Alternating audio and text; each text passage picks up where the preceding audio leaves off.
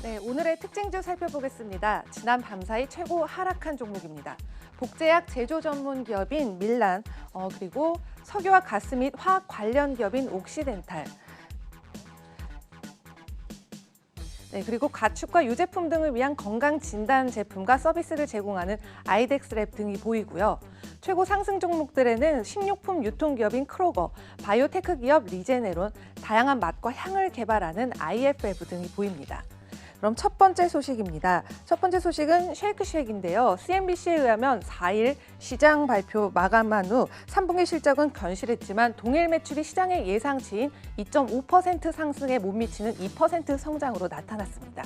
그리고 올 한 해 동일 매장 매출은요, 2%에서 1.5% 성장으로 하향 조정됐다고 밝혀졌는데요. 그럼에도 불구하고 동일 매장 매출 성장이 둔화된 것은 배달 수요 때문으로 해석이 되고 있습니다. 쉐이크쉑은 동일 매장 매출이 매출 증가치를 낮추면서 배달 서비스로 인한 변동이 예상된다고 밝혔는데요. 지난 분기 말 그룹허브와 제휴를 맺고 전국적인 배달 마케팅을 펼치겠다고 밝힌 바가 있습니다. 예, 그리고 현재 그룹허브 외에도 더워대시, 포스트메이트, 캐비아 등의 총 4개의 배달사와 제휴를 맺고 있는데요. 이 소식으로 주가는 20% 이상 하락했습니다. 네, 이번에는 차량 공유 업체 우버의 소식입니다. 4일 뉴욕장 마감 전에 우버는 지난 3분기 11억 6천만 달러죠. 우리 돈으로 1조 3,500억 원의 순손실을 냈다고 발표했습니다. 예, 그리고 앞서 지난 5월 기업 공개를 한 우버는 IPO 비용으로 2분기 역대 최대인 52억 4천만 달러의 순손실을 기록했는데요. 이는 두 번째로 큰 적자이고요. 지난해 같은 기간보다 18%가량 순손실 규모가 커진 것으로 밝혀졌습니다. 그리고 우버는 후발주자의 리프트와의 경쟁 과열이나 사업 규제, 운전 기사와의 주의 문제 등으로 여러 가지 문제를 겪고 있는데요. 리프트 역시 살펴보면 3분기에 4억 6,300만 달러의 순손실을 냈다고 전해졌습니다.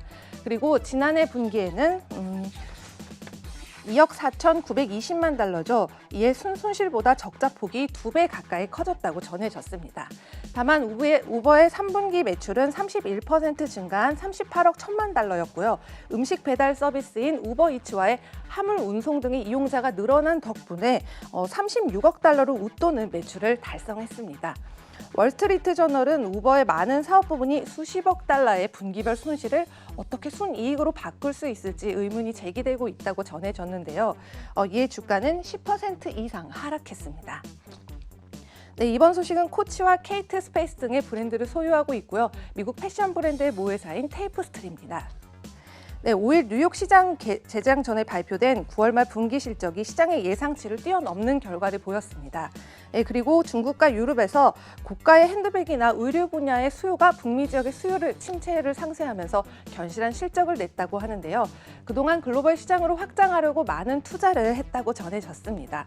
특히 중국에서는 고액의 소득자를 위한 패션쇼, 또 셀러브리티를 위한 제휴 계약, 또 SNS 마케팅 투자를 확대했다고 하는데요. 밀란과 파리와 뉴욕의 경쟁사들도 비슷한 움직임을 보였습니다. 그런데 케이트 스페이스의 브랜드는 전분기 매출이 16% 감소했지만 글로벌 동일 매출의 수익은 1% 증가했고요. 또 일부를 제외한 주당 순이익은 40센트로 시장 예상치인 37센트를 뛰어넘으면서 주가는 1% 이상 상승했습니다. 네, 지금까지 인베스팅닷컴에서 전하는 글로벌 마감 시장 펄스였습니다.